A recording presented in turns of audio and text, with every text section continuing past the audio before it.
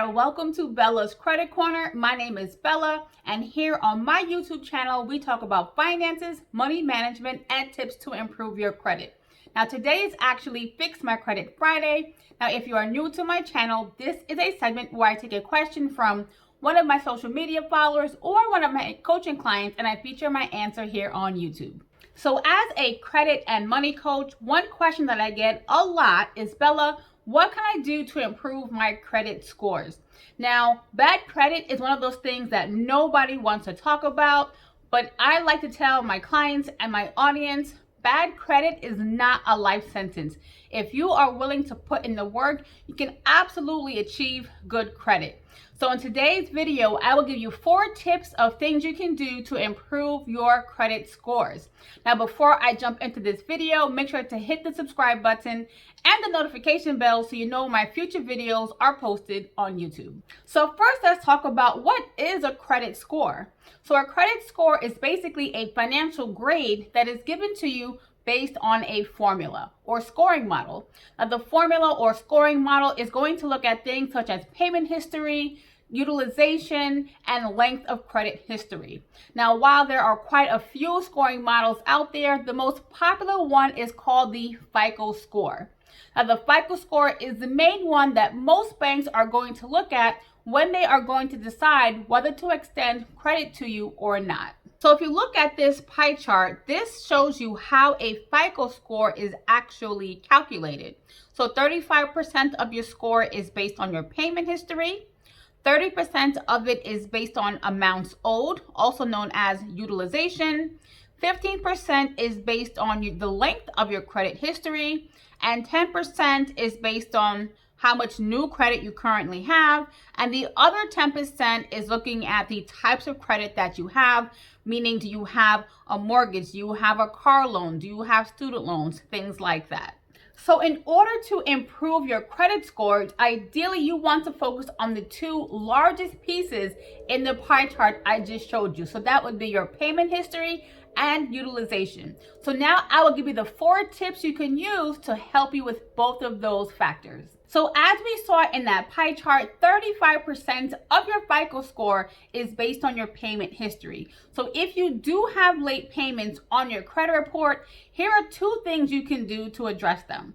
So the first thing you can do is actually send a goodwill letter to your creditor, just asking them to remove those late payments. Now, in that letter, you can explain why you were late. Maybe you had financial hardship, and you wouldn't be surprised how often this actually works. Now, it is only going to work if you have a few late payments, anywhere from 1 to 3 late payments, and if you have brought the accounts up to date when you send the letter to your creditor. So the second option that you do have to address your late payments is opening a secured credit card. Now, this is a great way to basically have a fresh start and reestablish positive payment history. Now, while this will take time to help boost your scores, it is a great tool if you can use the card responsibly.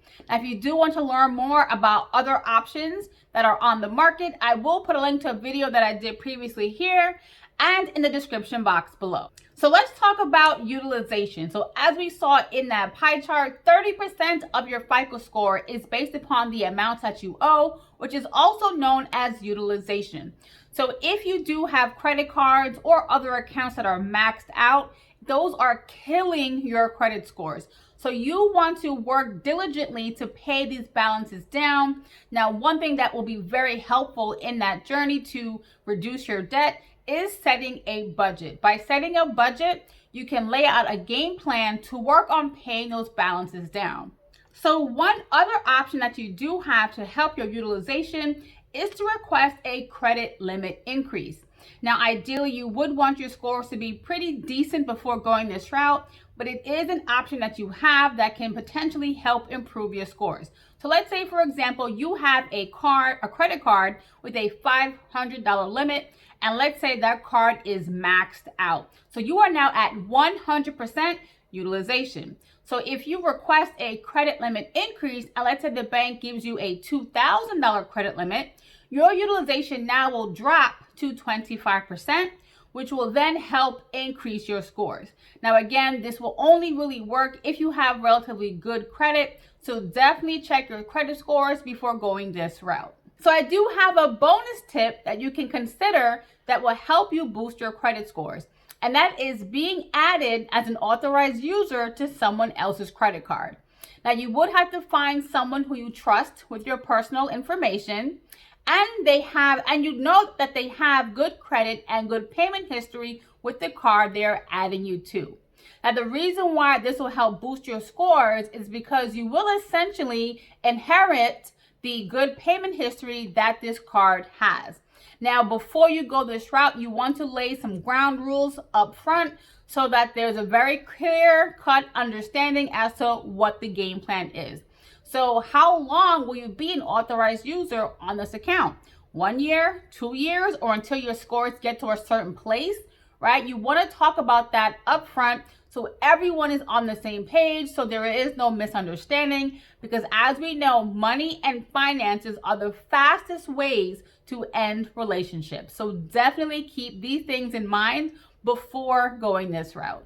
Now, if you have a question that you would like featured in a future episode, feel free to drop it in the description box below, or you can send me a DM on Instagram. Now, as always, guys, thank you so much for watching this video. Now, don't forget to like, share, and subscribe. Okay, guys, talk to you soon.